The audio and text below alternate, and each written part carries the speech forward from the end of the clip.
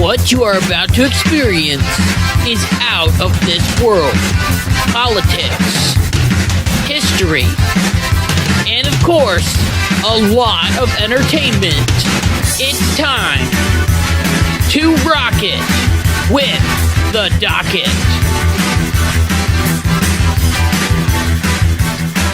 Hey, what's going on, everybody? It's Kyle Dockery with the Dockery Docket. We are here with another fantastic episode of the Dockery Docket.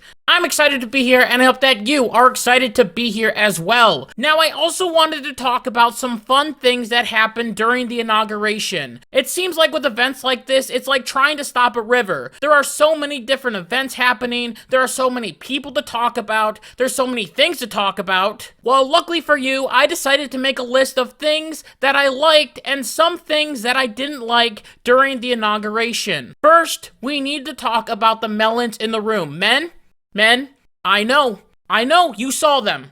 I know you did. Don't lie to me now. Don't lie. Of course, we're talking about Jeff Bezos' girlfriend, wife, fiance, whatever, who was basically wearing a bra with a coat over top of it. I saw this and started cracking up. Everyone I was with was like, what on earth is she wearing? Why is she wearing that? It was hilarious. And I mean, this is the inauguration of the President of the United States. Don't you think you could wear something a little bit nicer? Maybe something not as flashy or as revealing? I mean, come on, put a little bit more clothes on. And poor Mark Zuckerberg got to sit next to her. And he took a glance. He took a little glance. He couldn't resist. And then you have the HUD secretary behind Mark Zuckerberg, who looks like he's looking at the goods as well. Listen, I was cracking up when I first saw this picture. It is meme material. Mark, remember, her eyes are up here.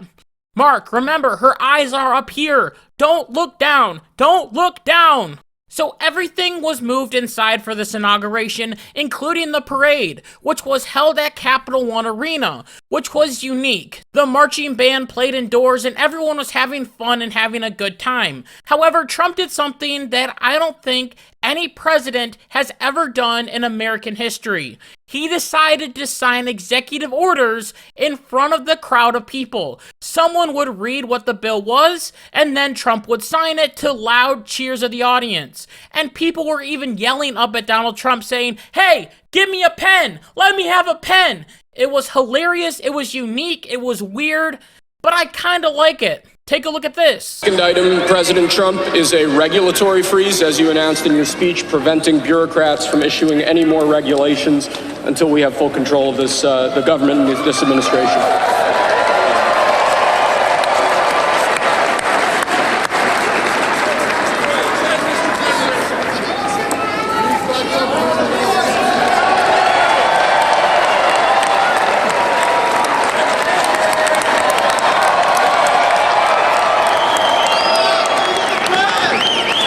Thank you, sir. Sir, can I have a pen? The next. This, once again, is something that no president, I believe, has ever done before. He signed something, and everyone would cheer, and they would get so excited. And here's Donald Trump throwing those pens into the crowd. Take a look at this. Pretty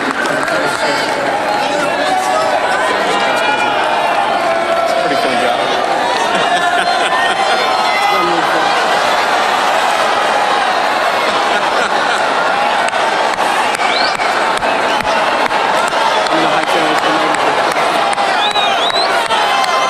Donald Trump is an entertainer, and I think that he really likes his supporters and wants them to be involved.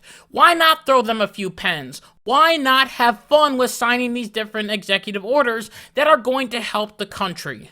Then we move on to the balls, which apparently there were a lot of them, but the one that we are focusing on is the Commander-in-Chief ball, and apparently there was a big cake. Now tell me, what is the best way to cut a cake?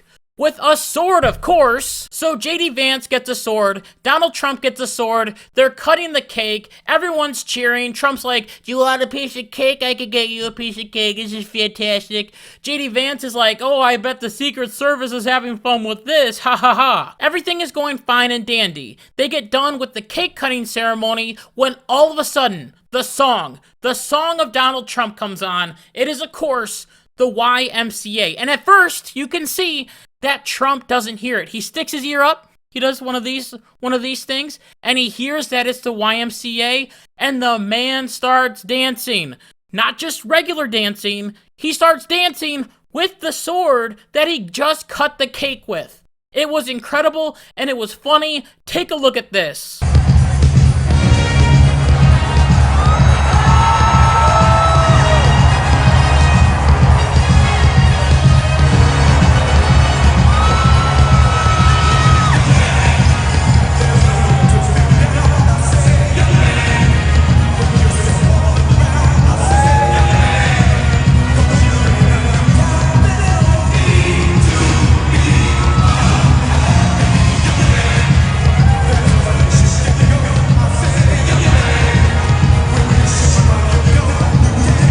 It is also funny that it looks like Melania sort of backs up a little bit when Donald Trump starts dancing with the sword. I mean, could you imagine that headline? Donald Trump kills First Lady after cake cutting ceremony. Also, I don't understand how people hate this man. He is just having a good time with his supporters. It's good to laugh, it's good to have fun, and it's good to dance. Now, it wouldn't be a Trump event if there wasn't some controversy. As at one of these balls or different rallies, Elon Musk got a little bit, well, excited. He was trying to say that his heart goes out to the people, and well, the motion that he gave wasn't the best. Just take a look. And I just want to say thank you for making it happen. Thank you.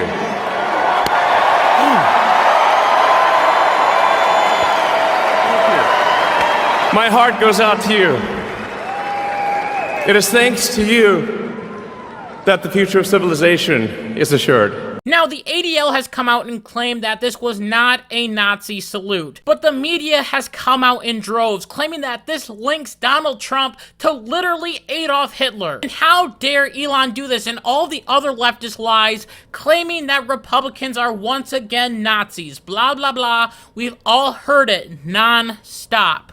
Now, I put this in my favorites list because, guess what? People on X started fighting back for Elon Musk. People were showing pictures of politicians with their arms in the air, making fun of the media's narrative that Elon Musk is a terrible, evil Nazi because everyone sometimes puts their hand up in the air. It might not mean that they're Nazis, but how can you tell? Ooh. And here's the thing. People aren't believing the media and their lies anymore. Instead, they are looking to Twitter for real-life fact-checking. I even found a video of Tim Walz doing the exact same motion that Elon Musk was doing on that stage. Take a look at this.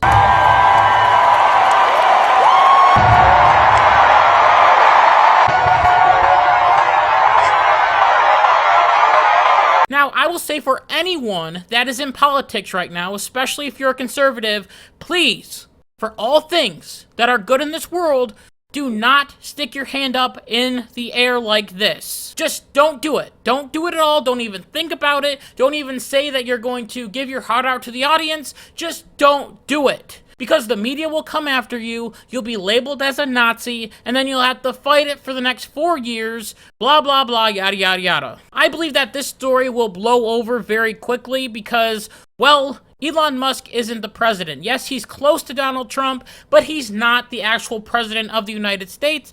Donald Trump didn't do this salute. Donald Trump didn't say the words that usually go with the Roman salute, so I think it'll blow over very quickly. Now, a thing that I hated about this inauguration was while Donald Trump was speaking, something was going on in the background. Joe Biden was delivering preemptive pardons to his family and people of high political status, including Mark Milley, Anthony Fauci, and all the members of the January 6th committee. Now, Trump was debating doing preemptive pardons back in 2020 before he left the White House. But the media told him that it was against the norms, and people that were preemptively pardoned look more guilty. And this is what the media thought about preemptive pardons before Joe Biden started doing this. Take a look at this. Have you ever heard of somebody getting a preemptive pardon who was innocent of all crime? Who's just an innocent person? Have you ever heard of that? Just somebody getting a blanket pardon and they're an innocent person? But no, it's the president's own family. It's people that have been covering up for the president in addition to his own family. Is there an innocent explanation for someone to seek preemptive pardons for family members? Would you do that if you knew you were innocent and just worried about outside forces? The answer to that is going to be no. If you haven't done anything wrong, you sit there and go, what do you need a preemptive pardon for? If he pardons people preemptively, he's essentially telling the public that these people have committed crimes. And we may not be aware of what they are, but the pardon is clear evidence that crimes have been committed. But now everything has changed. These pardons are fantastic and protect people from Trump's evil DOJ that will go after them even though Donald Trump signed an executive order claiming that his DOJ will not go after people and they will not be persecuted for political gain. These pardons set a precedent for every single president moving forward, and I hope that the left won't get mad at Donald Trump, because he might make these different pardons as well when he leaves, because maybe the next president will be a Democrat, so he has to protect his people. And also the Democrats are coming at Donald Trump because, well, he decided to do some pardons on his own in his first day in office, as Trump signed an executive order freeing the January 6th rioters and commuting many of their different sentences. Now, I'm a firm believer that if different people were in the Capitol and breaking things and hurting police officers, they should go to jail and they should serve their time. But many times I hear different stories of people that were arrested just for walking into the Capitol and not being violent. Or the whole situation was over and people just walked in thinking that everything was fine. But then they get arrested and they are put in solitary confinement, and some of these people were treated very, very poorly. Some person was even picking up trash and was arrested outside the Capitol. Some did do wrong, and I wish that Donald Trump would have looked at each individual case and said, okay, this one gets a pardon, okay, this one, maybe he needs to go to jail for a few years. And then go case by case. That's what Pam Bondi wanted. That's what J.D. Vance wanted. But Trump just said, here's a full blanket pardon. But Joe Biden has also pardoned some very bad people, including cop killers and even child molesters. So I frankly don't want to hear it from the left. Well, his pardons are better than Donald Trump's pardons, blah, blah, blah. It's a bunch of crap. I don't care. I say we just let Trump do his thing and we'll see how it goes. And with that, I just want to thank you so much for listening to this episode of the Dockery Docket. And until next time, like my mom always says, be good, be kind, be loving, goodbye.